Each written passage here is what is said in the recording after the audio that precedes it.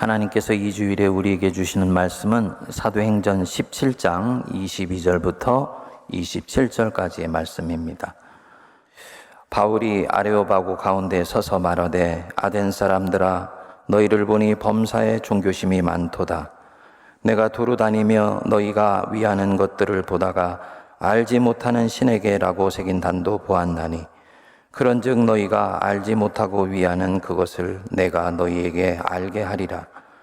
우주와 그 가운데 있는 만물을 지으신 하나님께서는 천지의 주제시니 손으로 지은 전에 계시지 아니하시고 또 무엇이 부족한 것처럼 사람의 손으로 섬김을 받으시는 것이 아니니 이는 만민에게 생명과 호흡과 만물을 친히 주시는 이심이라. 인류의 모든 족속을 한 혈통으로 만드사 온 땅에 살게 하시고 그들의 연대를 정하시며 거주의 경계를 한정하셨으니 이는 사람으로 혹 하나님을 더듬어 찾아 발견하게 하려 하심이로되 그는 우리 각 사람에게서 멀리 계시지 아니하시도다. 아멘. 오늘은 세계 선교주의를 맞이해서 좀 한국 교회의 현재와 미래에 대해서 좀 같이 말씀을 나눕니다. 주제 자체가 워낙 묵직하고 신학적인 내용들이 들어있기 때문에 우리 성도님들이 들으시면서 좀 딱딱함을 느낄 수 있습니다. 하지만 굉장히 중요한 내용이라고 저는 생각을 합니다. 집중해서 들어주시길 당부를 드립니다. 서기 2000년이 되었을 때 전 세계 종교학자들과 종교사회학자들이 모여서 기독교의 2000년 역사에 대해서 연구를 했습니다. 주제가 기독교가 타 종교에 비해서 가지고 있는 강점이 무엇이었는가라는 것이었습니다. 지난 2000년간 기독교가 자신들보다 한참 먼저 시작했던 불교나 유교나 힌두교를 제치고 명실상부한 세계 종교의 으뜸이 된 원인과 그리고 근거가 어디 있느냐라는 것이었습니다. 여러분들도 이미 아시는 대로 세계 기독교 인구가 전 세계 79억 명의 인구 중에 24% 정도입니다. 이 퍼센테이지는 오늘날도 계속 확산되고 있어요. 도대체 기독교가 어떤 강점을 가졌길래 후발주자로 출발했는데도 이렇게 빠른 속도로 성장해 나가고 부흥해 나가고 있는지 그 근거를 찾아본 것입니다. 대답은 의외로 단순했습니다. 플렉서빌러티, 유연성이었어요. 기독교는 다른 고등 종교에 비해서 훨씬 유연하더라. 한 문화에 복음이 적용해서 뿌리 내리기 위해서 자기를 변모하고 갱신하고 개혁하는데 기독교는 탁월한 유연성을 갖고 있더라는 것입니다.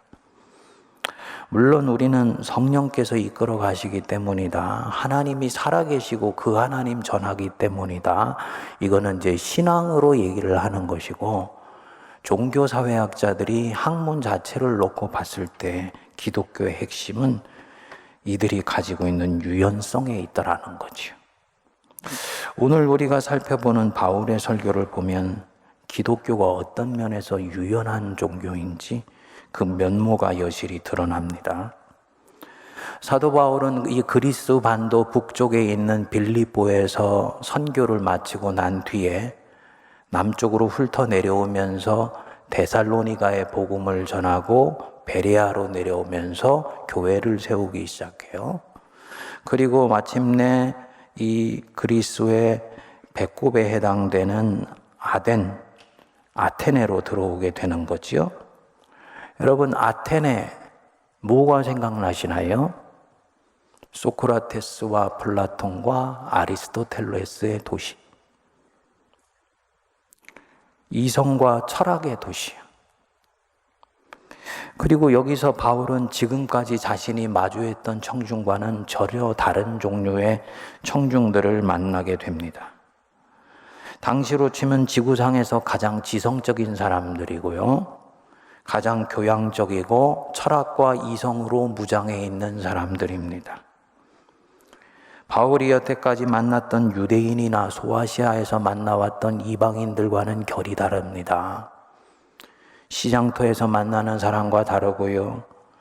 물질 모으는 일에 관심이 많은 부자나 물질이 없어서 전전긍긍하는 가난한 사람들과는 달라요.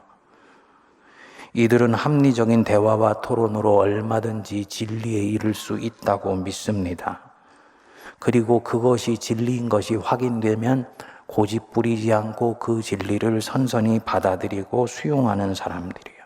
이것을 미덕으로 삼습니다. 그래서 이미 주전 4세기 전에 오늘날 우리가 구가하고 있는 이 민주주의의 원형을 만들어서 정치체제에 도입했던 그런 사람들입니다. 스스로에 대한 자부심도 대단히 크지요. 자신들은 진리에 개방되어 있으며 진리 외에는 그 어떤 명예나 권력이나 물질에 고개 숙이지 않는다라고 믿는 사람들이에요. 그래서 19절에 보면 바울이 낯선 진리를 전하는 것을 보고는 그를 데려다가 아레오바고라는 광장 한복판에 세웁니다. 네가 말하는 가르침이 우리한테는 굉장히 낯선데 우리가 마음 열고 들을 테니까 한번 그 진리를 우리에게 말해봐. 해서 그를 메인 스피커로 세우는 거예요. 여기서 사도 바울의 그 유명한 아레오바고 설교가 시작이 됩니다. 바울이 우리로 치면 광화문 한복판에서 한국 최고의 지성인들 몇천 명을 모아놓고 복음을 증거하는 것과 마찬가지입니다. 설교의 전체 흐름을 한번 쭉 보실까요? 먼저 바울은 이들의 종교성을 칭찬합니다.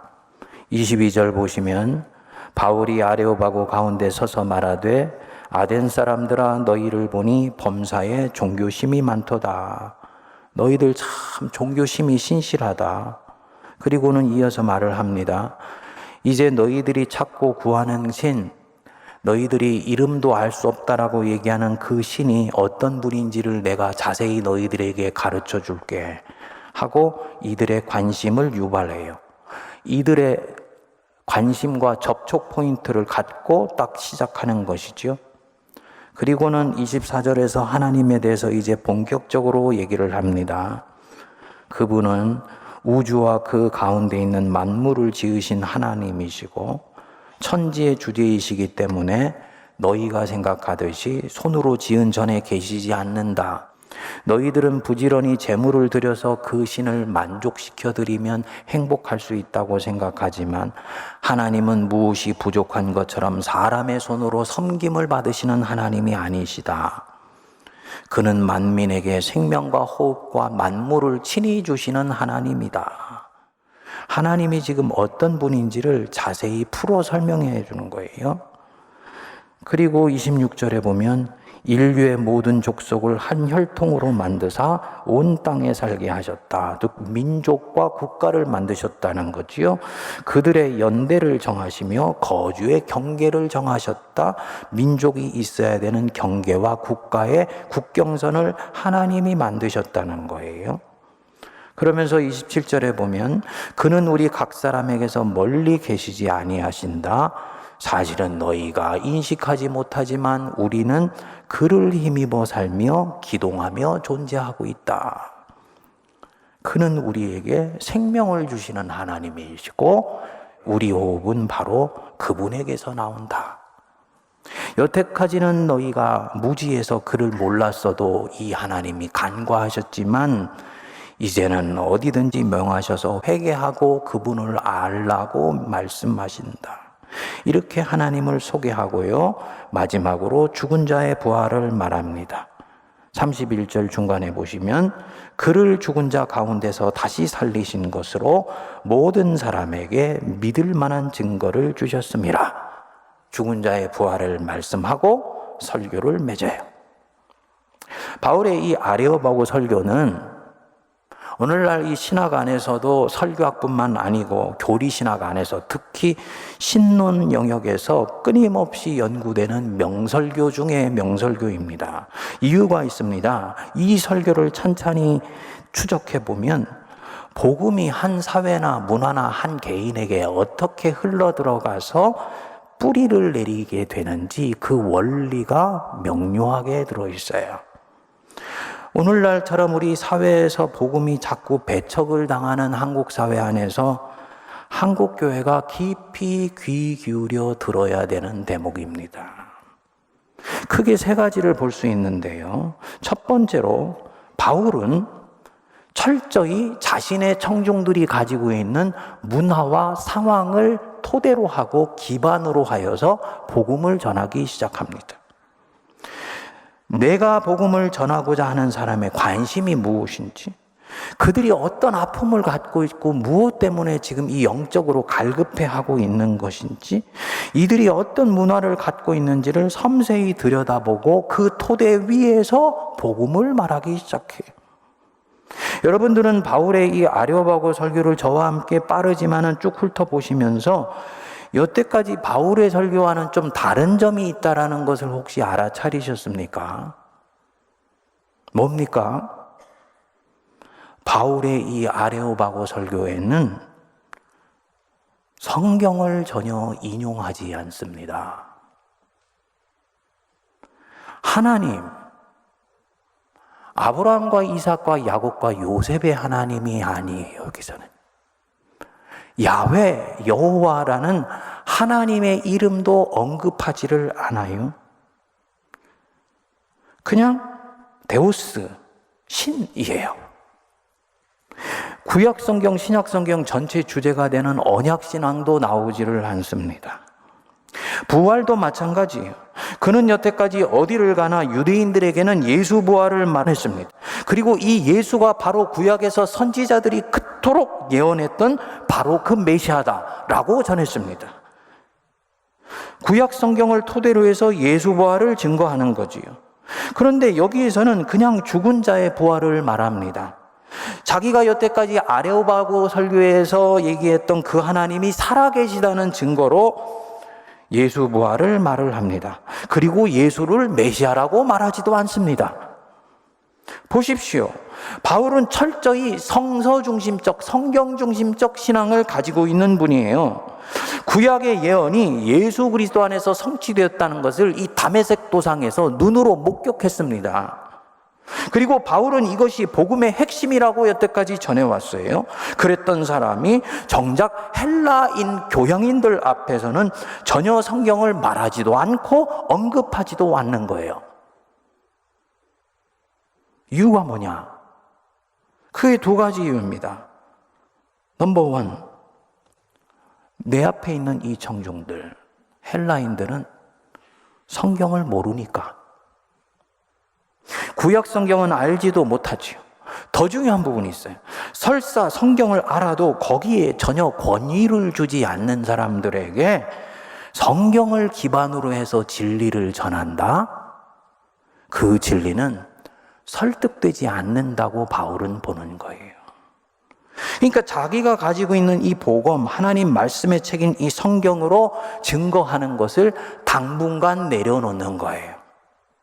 그리고 이들이 진리를 접근하는 자신들의 방식이라고 생각하는 이성을 통한 신에 대한 사유방식을 통해서 지금 진리를 말하는 것입니다. 너희가 지금 그렇게 이성을 통해서 찾으려고 하는 그 신이 사실은 천지를 만드신 분이요 너희가 생각하는 것보다 훨씬 너희 가까운 데 계시다. 너희를 사랑하셔서 그분은 너희에게 생명과 호흡을 주시는 분이다. 너희는 그분에게 제사를 드리고 제물을 드리면 기분이 좋으셔서 너희를 살펴주시고 제물 안 드리면 화를 내리신다고 생각하지만 하나님은 그런 분이 아니야. 너희를 사랑하시는 하나님이야. 여태까지는 몰라도 이제는 때가 되었으니 회개하고 하나님을 믿어라. 모든 것이 사실은 증거가 죽은 자가 부활한 데 있다. 그러니까 이들이 가지고 있는 이 종교 문화의 맥락에서 출발하여서 하나님을 증거하는 것입니다. 다시 말하면 이들의 문화와 상황에서 복음을 시작하는 거지요. 성경을 알고 그 성경을 권위로 인정하는 사람에게는 성경을 갖고 말하고 성경을 알지도 못하고 권위로 인정하지도 않으며 이성으로 보편적 사유를 하는 사람들에게는 이성을 사용해서 논리로 풀어 하나님을 이들의 머릿속에 콱 박아놓는 거예요. 일컬어서 기독교 변증이라고 말하는 것입니다. 사도 바울의 선교 정신으로 이미 말했던 대목이 생각나지요. 그가 고린도 교인들에게 얘기를 했습니다. 내가 모든 사람에게 자유하였으나 스스로 모든 사람에게 종이 된 것은 더 많은 사람을 얻고자 함이라. 유대인에게는 내가 유대인과 같이 된 것은 유대인들을 얻고자 함이요. 율법 아래 있는 자들에게는 사실은 내가 율법 아래 있지 아니하나 율법 아래 있는 자 같이 된 것은 율법 아래 있는 자들을 얻고자 함이요. 율법 없는 자들에게는 내가 하나님께는 율법 없는 자가 아니고 도리어 그리스도의 율법 아래 있는 자이지만 율법 없는 자와 같이 된 것은 율법 없는 자들을 얻고자 함이라. 약한 자들에게는 내가 약한 자와 같이 된 것은 약한 자들을 얻고자 하며 여러 사람에게 내가 여러 모양이 된 것은 아무쪼록 몇몇 사람들을 구원고자 함이니 내가 복음을 위하여 모든 것을 행함은 복음에 참여하고자 함이라. 이 바울 선교의 핵심 정신입니다. 뭡니까? 성경 있는 유대인에게는 유대인의 모습으로, 철학하는 헬라인들에게는 헬라인의 모습으로, 약한 자에게는 약한 자의 모양으로, 교양 있는 자에게는 이성과 합리성으로, 철학하는 사람들에게는 진리와 변증으로 나는 그렇게 나간다. 내가 가진 틀, 나 바울이 가지고 있는 이 모양새, 나는 여러 모양으로 사람들에게 나갈 수 있다. 왜냐? 모쪼록 몇몇 사람을 구원하고자 하여서. 복음이 사람들에게 전해져서 이들이 생명을 얻는 일이 중요한 것이지 어떤 물길을 통해서 이 생명이 들어가느냐는 그리 중요한 게 아니라는 거예요. 그 물길이 직선으로 된 것이냐, 굽은 길로 된 것이냐, 개울물이냐, 강물이냐, 중요한 것이 아니라는 거예요. 생명의 복음이 이 사람들 안에 흘러가서 죽어있는 그들의 생명이 살아나는 것이라면 나는 여러 모양으로 갈 수 있다는 것입니다. 다시 말하면 생명이 중요한 것이지 내 틀이나 전제나 모양새나 심지어는 내가 가지고 있는 정체성도 중요한 것이 아니라는 거죠. 오히려 정체성을 얘기하냐? 내 정체성은 예수 그리스도 안에 있고 예수 그리스도를 향하여 있고 예수 그리스도를 통하여 있는 것이라고 보는 거예요. 예수님이 이 부분을 이미 명료하게 말씀하셨습니다. 내가 온 이유가 뭔지 아니? 양으로 생명을 얻고 더 풍성히 얻게 하려는 것이다. 그러니까 예수께서 이 생명을 위해서 오셨다는 걸 바울이 아는 거죠.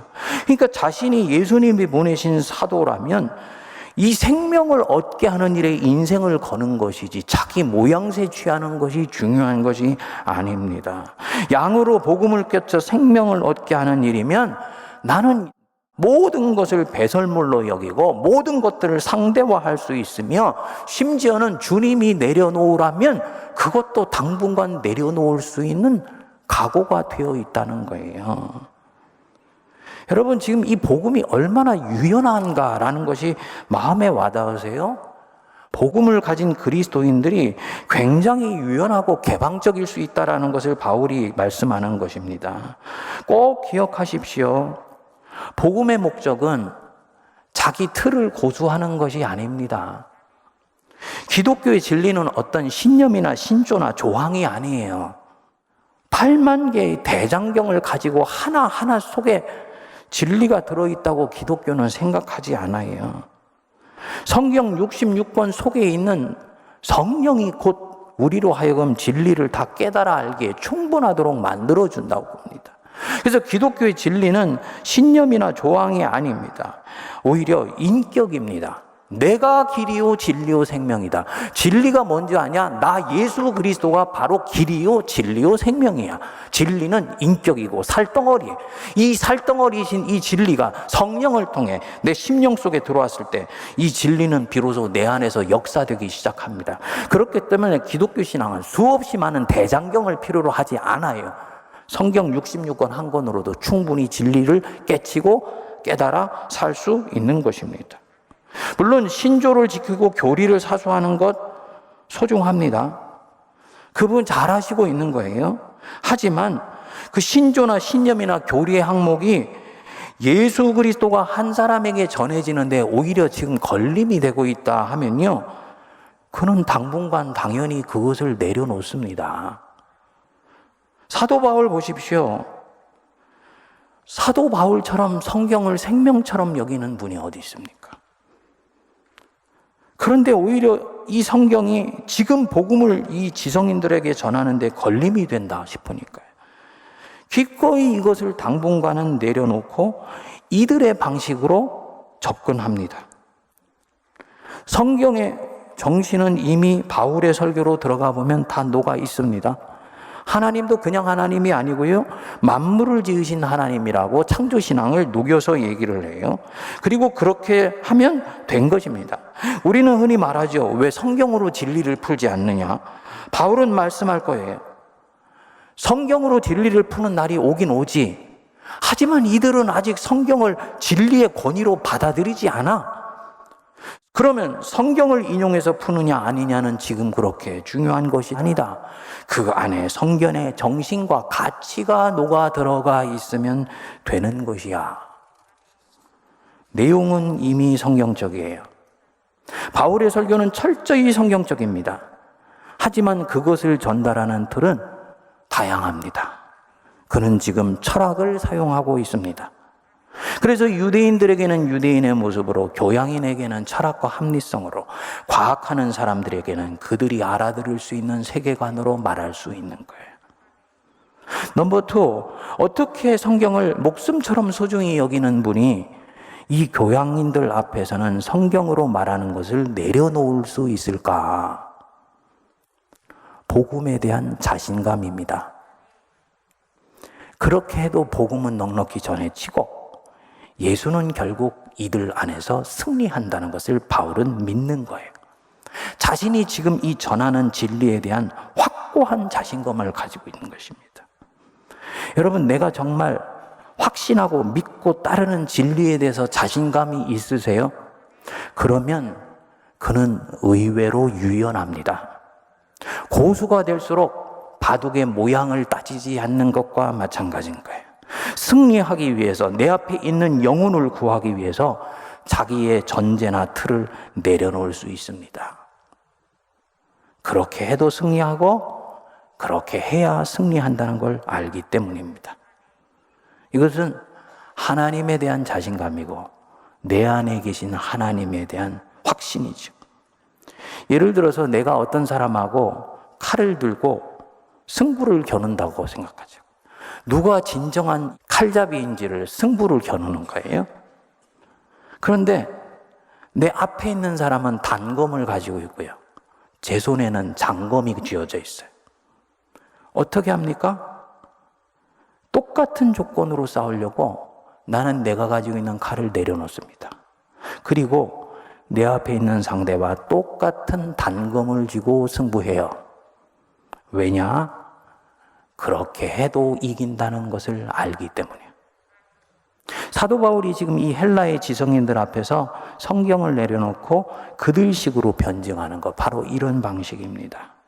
이렇게 해도 넉넉히 이긴다는 것을 알고, 이렇게 시작될 때 이들 이 머릿속에 하나님이 흘러 들어간다는 것을 알기 때문이죠.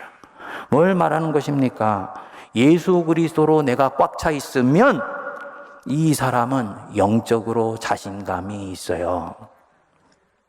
누구와 영적으로 겨누어도 예수님 때문에 결국 이긴다고 믿습니다. 그렇기 때문에 다양한 사람 앞에서 그들이 필요로 하는 다양한 방식으로 접근하고 내 전제나 내 신조나 내 신념을 고집하지 않습니다.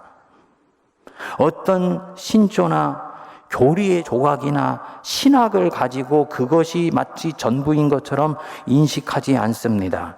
당분간 그거 밀쳐놔도 괜찮아요. 생명이신 예수님이 이 사람 안에 흘러 들어가면 되는 것입니다. 뭡니까? 이 영혼에 대한 진정으로 사랑하는 마음이 있는 거지. 자기가 가지고 있는 복음에 대한 자신감이 있는 거예요. 왜 못 내려놓을까? 양으로 생명을 얻게 하는 일보다도 내 신조가 더 중요하니까 그런 거예요. 왜 전통을 내려놓지를 못하나? 그 전통이 소중하지만 필요할 때는 내려놓는 것이 양으로 생명을 얻는 일에 더 결정적으로 중요하다면 내려놓을 수 있는데 그렇게 못해요. 그 전통이 양으로 생명을 얻는 일보다 더 소중하게 여겨지기 때문이에요. 내가 가지고 있는 복음의 능력에 대해서 진정으로 자신감이 없기 때문입니다. 내가 그거 내려놔도 나는 오히려 복음 안에서 왕성할 수 있다라는 확신이 없기 때문인 거죠. 여러분들, 복음의 능력을 믿습니까? 정말 복음의 능력을 믿으세요? 그러면 우리는 지금보다 더 유연해질 수 있습니다. 좀 더 세상 속에 있는 이 문화에 자신을 개방할 수 있는 유연성을 가질 수 있어요. 2000년 기독교 역사상 기독교가 계속 확산되어 온 결정적인 대목이 바로 이 부분입니다. 초대교회 때 복음은 무주공산에 뿌려지지 않았어요. 복음이 뿌려지는 곳에는 복음에 필적할 정도의 고도의 윤리와 도덕을 가지고 있는 철학과 사상들이 있었어요. 대표적인 것이 초대교회는 스토아 철학이었어요. 근데 이 기독교는 이 철학을 세상적인 것이라고 배척하지 않았습니다. 오히려 기독교 진리를 강화하는 데 필요한 부분을 받아들여서 오늘날의 기독교 윤리를 만드는 데 스토아 철학이 중요한 공헌을 하게 됩니다. 중세에는 아리스토텔레스의 철학과 경합했어요. 기독교는 이 철학을 배척하지 않았습니다. 그래서 이 기독교 신앙을 변증하는 데 필요하면 받아들입니다. 토마스 아퀴나스의 신학대전 같은 대작이 바로 여기서 나오게 된 것입니다. 종교개혁 시대 깔뱅이 기독교 강요 안에는 그가 젊었을 때 배웠던 인문학, 르네상스의 소산인 인문학이 바탕에 깔려 있어요. 교회는 이렇게 해서 항상 강해지고 성도들의 신앙이 문화를 막연히 배척하지 않고 좋은 시대 정신은 흡수하고 받아들이면서 선교가 확산되어 온 것입니다. 이게 복음이 가지고 있는 유연성이에요. 둘째로 바울의 이 아레오바고 설교를 보면 하나님 없는 문화일지라도 장점은 인정해주고 무지한 요소들은 계몽하고 도전합니다. 양면적인 접근이죠. 당신들 안에 종교심이 많도다. 이들의 열심을 인정해줘요. 자, 그런데 이제 당신들이 그 애매하게 찾고 있는 하나님이 어떤 분인지 내가 구체적으로 가르쳐 줄게 하고 하나님을 말해주니까 이들 안에 막연해져 있던 하나님에 대한 상 이미지가 뚜렷해지게 되지요. 당연히 이 바울의 말은 설득력이 있고 자신들보다 하나님에 대해서 더 잘 알고 있는 것 같으니까 굉장히 매력적으로 들려지게 되는 것입니다. 흔히 기독교 신앙이 타 문화나 이교도에 들어갔을 때 문화를 무조건 배척하고 미신적으로 보거나 심지어는 정죄하게 하는 것까지 하는 것과는 사뭇 다르죠. 포용적인 태도와 개혁적인 태도를 같이 가지는 거예요. 교회가 세상에 대해서 가져야 되는 태도입니다.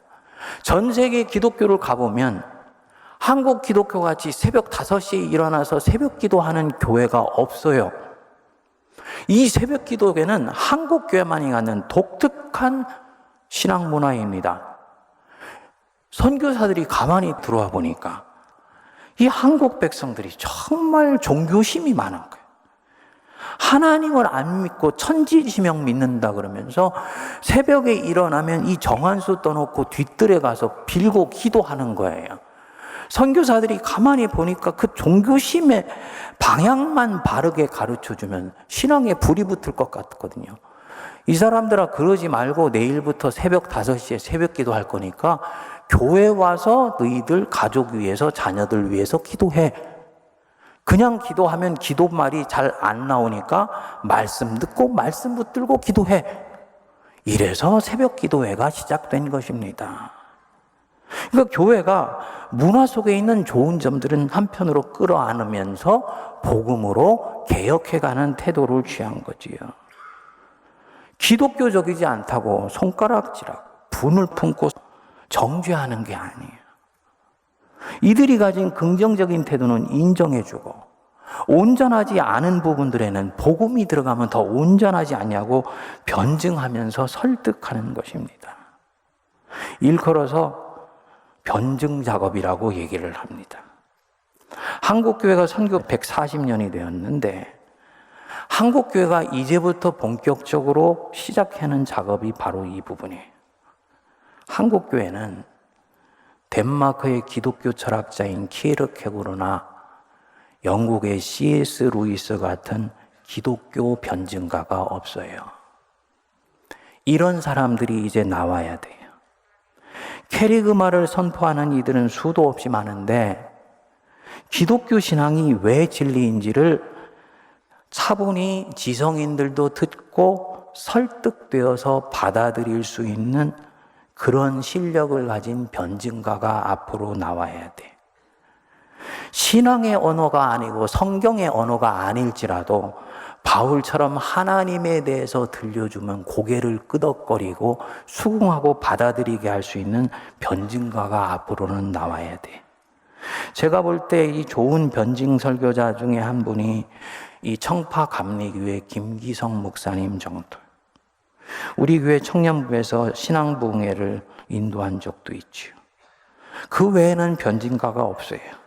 3부 예배 마치고 났더니 청년 한 분이 저한테 농담인지 진담인지 목사님도 좋은 변증 설교자세요? 저는 아직 멀었다고요.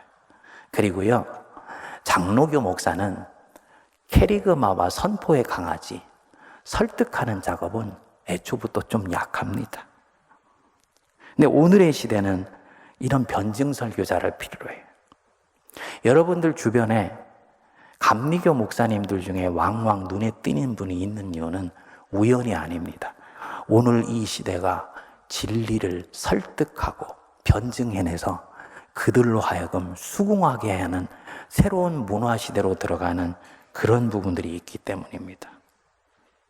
오늘날의 이 부분에 변증가가 없다 보니까 지성인들이라든지 신앙과 불신앙 사이에서 갈등하는 사람들을 교회라는 울타리 안으로 잡아주지 못합니다. 그만큼 복음의 생태계가 취약한 거지요.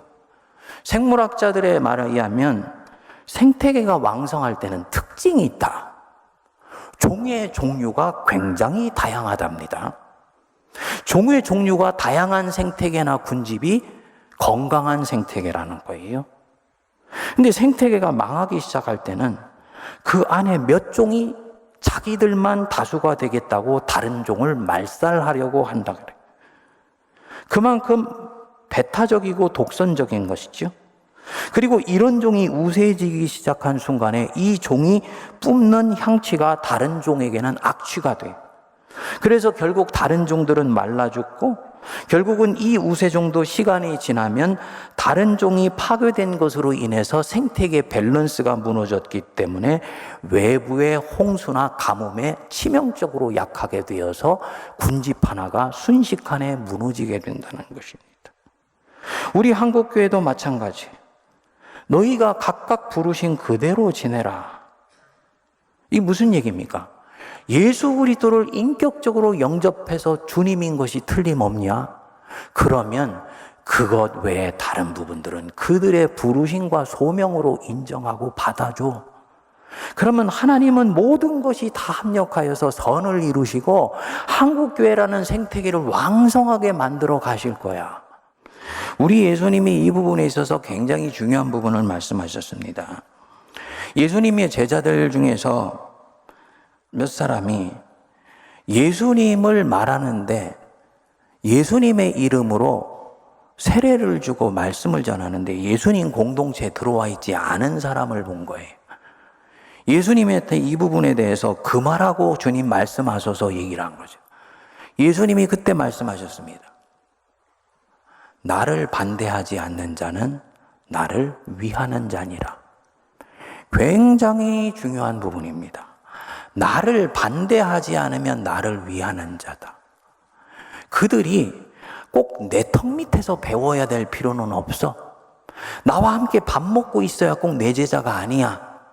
나를 반대하지 않으면 그들은 시간이 지나면서 다 나 예수의 영향력 안으로 들어오며 하나님 나라의 우군이 될 것이다.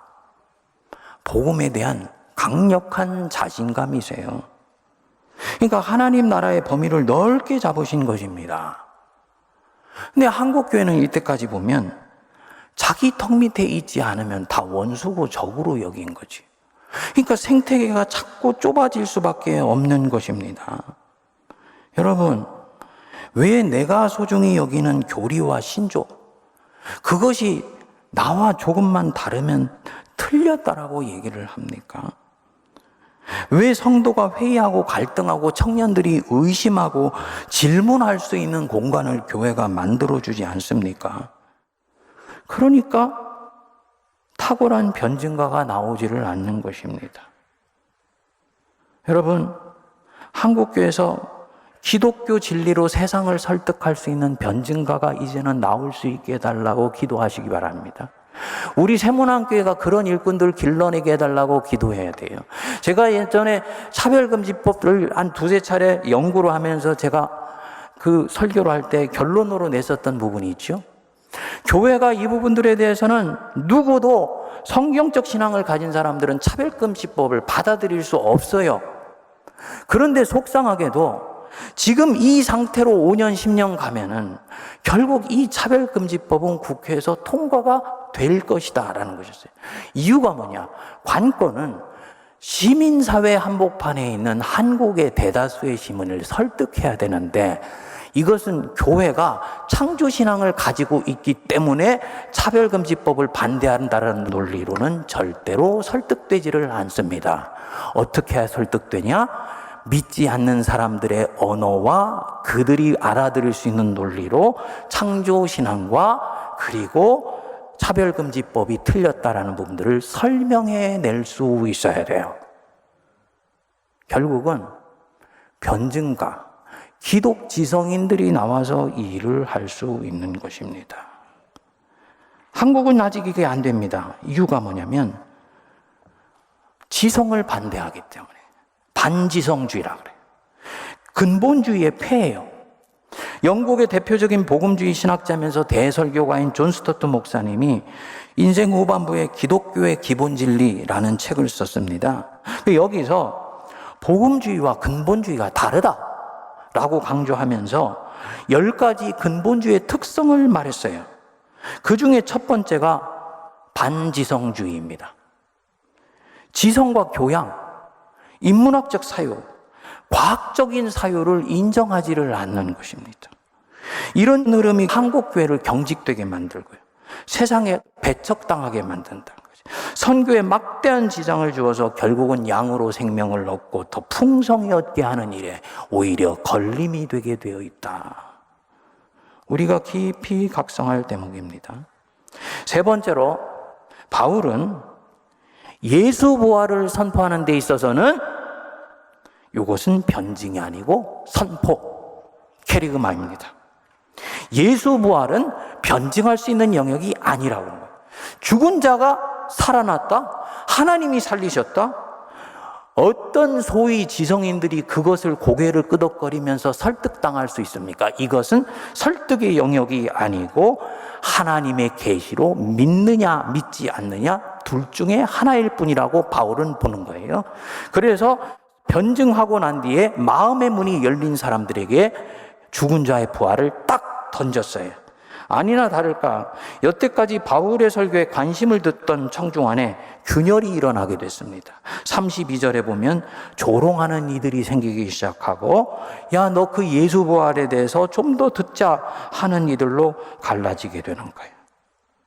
이것은 계시의 영역이기 때문에 변증을 해왔던 바울도 이 부분에서는 청중에게 던져놓고 성령께서 역사하시기를 바라는 것입니다.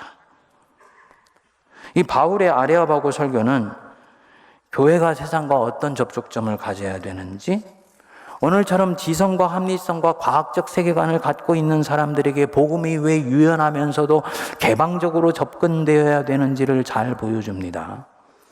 기독교 진리는 분명히 독보적이고 그리고 유일해요. 성경에 말씀하신 대로 천하 만민 인간에 예수 외에 구원받을 다른 이름을 주신 적이 없습니다.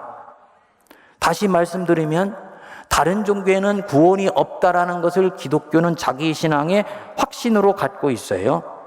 하지만 이것을 증거하고 전달하는 데는 유연해야 된다. 이것은 다원주의가 아니에요. 어떤 분들은 툭 하면 그거 다원주의인데 아니에요. 조직신학 안에서 다원주의라는 것은 타종교에도 구원이 있다라고 믿는 것, 이게 플루럴리즘, 다원주의입니다. 예수밖에 구원이 없다는 걸 믿되 그것이 다른 사람 안에 증거될 수 있기 위해서는 다양한 방법과 다양한 통로와 다양한 신학을 사용할 수 있다. 이 유연성과 개방성입니다. 이것은 다원주의가 아니에요. 혼동하시면 안 됩니다. 만일에 복음의 진리가 유일하다고 해서 타자에게는 무례하고 배타적이다. 그러면 양으로 생명을 얻게 하기 위해서 자신까지 주신 예수님으로부터 멀어져 있는 것입니다. 한국 교회는 시간이 지나면서 점점 외면당하고 나중에는 고립되게 될 것입니다. 매력이 없어진 기독교. 젊은이들에게 질문할 수 있는 여지를 주지 않는 기독교. 하나님에 대해서 의심할 수 있는 공간을 만들어주지 않는 기독교. 이런 기독교의 목회자가 되어서 인생을 걸겠다는 젊은이들이 점점 사라질 수밖에 없어요. 우리 세문안교회가 소속되어 있는 통합교단의 소속 신학교, 장로의 신학대학교는요, 한때는 경쟁률이 4대1, 5대1이 넘었어요. 재수 3수를 하고 들어오는 사람들이 3분의 1이 넘었습니다. 서울의 스카이를 나오고도 재수하는 사람들이 부지기수였습니다. 그런데 이미 다른 교단의 신학교는 미달이 되기 시작한 것이 이미 벌써이고요. 장로의 신학대학원도 올해 실질 경쟁률이 1.0대 1입니다. 앞으로는 더 떨어질 것이라고 봅니다. 뭘 말하는 거냐? 젊은이들이 소위 인생을 복음에 걸겠다는 사람들이 사라져가고 있는 거죠. 기독교가 매력이 없어지게 보이는 것입니다. 여러분, 본질에는 일치를 추구하고요. 예수 그리스도 한 분 외에는 구원받을 다른 이름 주신 적 없다는 건 믿으시고 예수님을 생명의 구주로 영접하십시다. 하지만 이것 외에 비본질에는 포용하고 관용하고 유연해야 돼. 그리고 이 모든 일에 사랑을 추구하는 성도들 되어서 한국교회가 140년, 1400년 이어져 나가는 하나님 나라의 전초기지로 사용되기를 주님의 이름으로 축원드립니다. 기도하겠습니다.